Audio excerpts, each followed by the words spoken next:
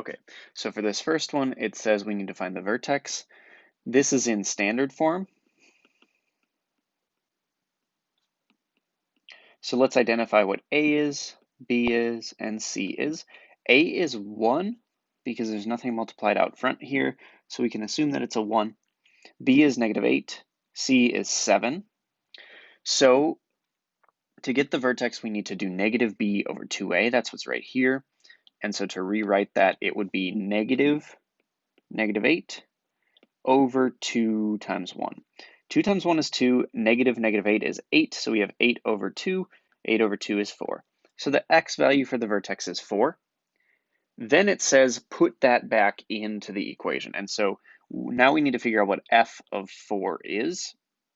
Remember that f of 4 says take 4 and put it back in where I see the x's in the equation.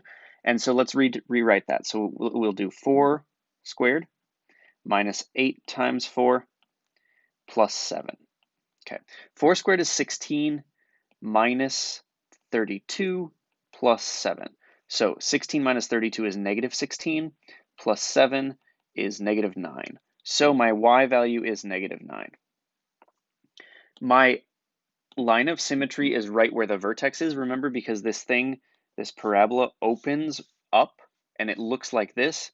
The vertex is right here, the line of symmetry is right along the vertex. And so my x value is 4. X equals 4 is my answer for the line of symmetry. The y-intercept is in standard form 0c, and so we can write 0, and then c is 7, so we can write 0, 7. Our scale factor is the number multiplied out in front of the x squared. It's also what a is, and so we can just write a equals 1. Because a is 1, 1 is greater than 0, and so this opens up. So we can circle up. You could bold it, you could highlight it, whatever works. For the next one, we have a vertex form, and so this is in the form y equals a x minus h squared plus k.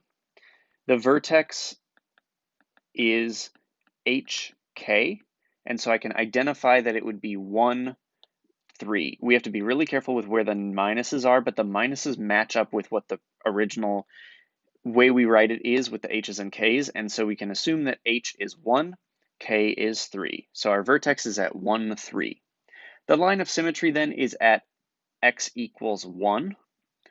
The y-intercept is what happens when we put in 0 for our function. So g of 0 is -0 minus 1 squared plus 3. Okay, so 0 minus 1 is 0, is 1, -1, excuse me. So we get -1 squared plus 3.